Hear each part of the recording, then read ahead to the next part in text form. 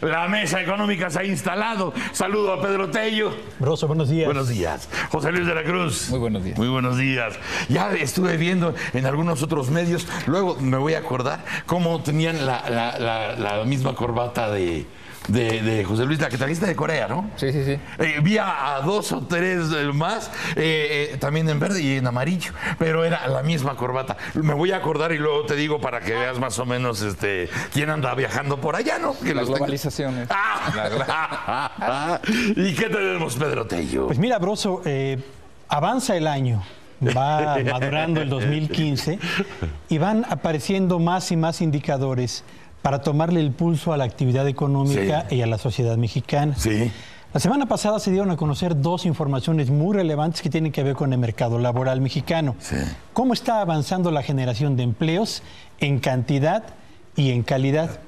Uno de ellos fue la Encuesta Nacional de Ocupación y Empleo, que aplica trimestralmente el INEGI para conocer desde cuántas personas en edad de trabajar tienen hoy en día una ocupación, qué lugar ocupan dentro de la actividad económica mexicana, si son empresarios, si son trabajadores por su cuenta, si son asalariados, cuál es el nivel de ingreso que obtienen, cuál es el nivel de formación académica con el que se encuentran ya insertados en el mercado laboral y finalmente cuáles son las condiciones que definen hoy en día la radiografía del mercado laboral mexicano. Y al mismo tiempo el Instituto Mexicano del Seguro Social, el IMSS, dio a conocer la información relativa al número de asegurados permanentes y eventuales de los primeros 4 meses del 2015. Comparando ambas fuentes de información, Broso, uno se encuentra con que hay una coincidencia, aumenta el empleo, unos da un incremento mayor que el otro, pero finalmente tenemos la coincidencia de que el empleo en México está creciendo a pesar de que la economía está perdiendo dinamismo. Lo que parece una buena noticia, el aumento en la generación de oportunidades laborales, se convierte en una mala nueva cuando nos damos cuenta de que la calidad de esos nuevos empleos viene literalmente en picada, y lo quiero subrayar, literalmente en picada. Si tomamos los datos de la Encuesta Nacional de Ocupación y Empleo, Broso, uno se da cuenta de que las personas que ganan hasta 1,050 pesos al mes, el equivalente a un salario mínimo, aumentaron en cerca de 265,000 puestos de trabajo más entre el primer trimestre del año pasado y el primer trimestre de 2015. Quienes perciben hasta 2 salarios mínimos, es decir, entre 1,050 y 2,100 pesos al mes, se incrementaron en casi 600,000 personas. Chíngale. La pregunta es, ¿2,100 pesos al mes es un nivel de ingreso suficiente para atender los requerimientos de un hogar? Por supuesto que no.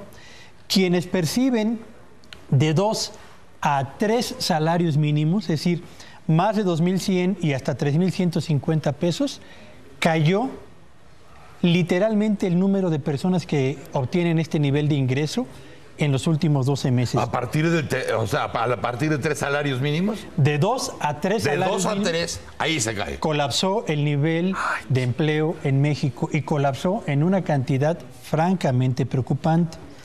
Quienes perciben de 3 a 5 salarios mínimos, es decir, entre 3,150 y 5,250 pesos más o menos, crecieron en números redondos en cerca de 288,000 personas. Y quienes ganan más de 5 salarios mínimos, es decir, más de 5,250 pesos, solamente se crearon 7,000 empleos más.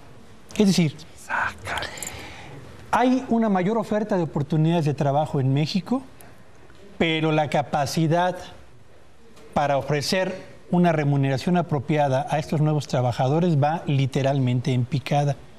Y eso es preocupante porque en México, cada año, 450,000 jóvenes terminan su carrera a nivel de licenciatura o a nivel tecnológico. Y estos jóvenes que pasaron el embudo del sistema educativo mexicano, donde hay cada vez una menor cantidad de lugares disponibles en bachillerato y luego en licenciatura, salen al mercado laboral a buscar oportunidades de trabajo que no van a encontrar. La mitad de esos 450,000 jóvenes que cada año egresan de su formación académica no encuentran una ocupación laboral en aquello para lo que estudió.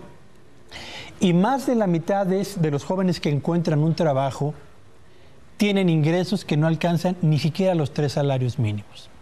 México desafortunadamente no ofrece suficientes estímulos a los jóvenes para formarse en el sistema educativo, para adquirir habilidades profesionales o de profesionista y para poder aplicarlas en el mercado laboral tan pronto terminan su propia actividad de formación académica. México enfrenta un problema muy serio. No hay suficientes empleos, los que se crean son cada vez peores y no tenemos capacidad siquiera para dar cabida a los jóvenes que terminan su formación académica y buscan un empleo. Y cuando tienes destruidas las dos puntas del camino, o sea, si por un lado no puedes resolver lo que podría ser una educación digna para los habitantes de un país, mientras que en la otra punta no puedes resolver el asunto laboral, o sea, para que tenga caso lo que puedas hacer en el asunto educativo. Porque no tiene caso que hagas algo en el asunto educativo si luego a la hora del trabajo no lo vas a tener. Y cuando lo tengas, va a ser peor porque nada más es el que hay, como ustedes lo advirtieron hace 2 años. Sí. El problema que tenemos es un círculo vicioso de precarización. Sí, es un círculo vicioso, perverso. En el que hemos caído y en donde no se han entendido, me parece, al menos 2 aspectos. Uno, el contenido social, el mensaje social que envía el empleo y la ocupación cuando tienes estas cifras, es decir, que te marcan que la gente tiene menores ingresos, menores prestaciones sociales, ni siquiera un contrato por escrito. Y por otro lado, que no se entiende que esta es una moneda que tiene 2 caras. Estos resultados de ocupación y empleo que menciona Pedro, lo que nos están hablando es de la precarización de la base productiva. ¿Por qué? Cuando nosotros observamos el reporte de INEGI, lo que podemos ver es de que la mayor parte de la ocupación se dio en micronegocios. Casi 300,000 personas empleadas y ocupadas. Pero en micronegocios que no tienen establecimiento siquiera. Es decir, son personas que encuentran un empleo o abren un propio negocio, pero en donde ni siquiera les da el giro del mismo para tener un establecimiento. Además, una cifra similar de estas personas que encontraron una ocupación con un patrón no tienen ni siquiera trabajo por escrito. 300,000 personas más entre el primer trimestre de este año y el primer trimestre del año pasado. Entonces, estos 2 elementos lo que nos plantean es que esta relación entre quien está buscando un trabajo o quien está abriendo su propio negocio ni siquiera le alcanza para formalizar. Ahora, esta cifra que nos da INEGI de 725,000 personas más empleadas y ocupadas nos manda también el siguiente mensaje. La estadística de INEGI no nada más es de empleo, sino también de ocupación. ¿Esto a qué se refiere? Gente que abre su propio negocio y en donde prácticamente la tercera parte de esto está en la informalidad.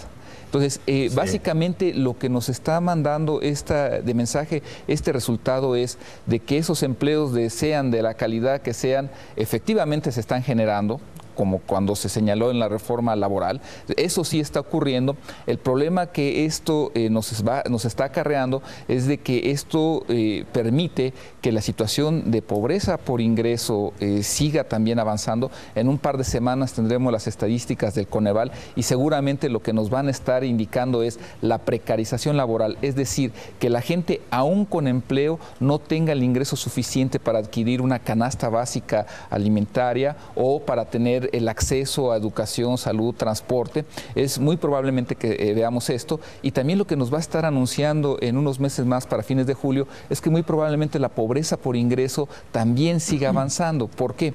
Porque simple y sencillamente no se ha entendido que el empleo es el factor de movilidad social que México ya perdió porque su sistema educativo tampoco responde a las necesidades productivas que tiene el país, un país que además tiene muchos claroscuros porque así perfectamente puedes tener estados que compiten a nivel global con exportaciones de otros países en Estados Unidos, en la Unión Europea, pero tienes a la mayor parte del mismo con una precarización en donde ni su sistema productivo ni su sistema educativo son suficientes ya para darle ese escape, esa salida a una población que justamente lo requiere en estos momentos. ¿Hay alguna esperanza de que las autoridades que llevan nuestra administración entiendan algo finalmente del ABC de la civilización, económicamente hablando? Lo entienden, Broso, porque los datos los tienen todos los días enfrente.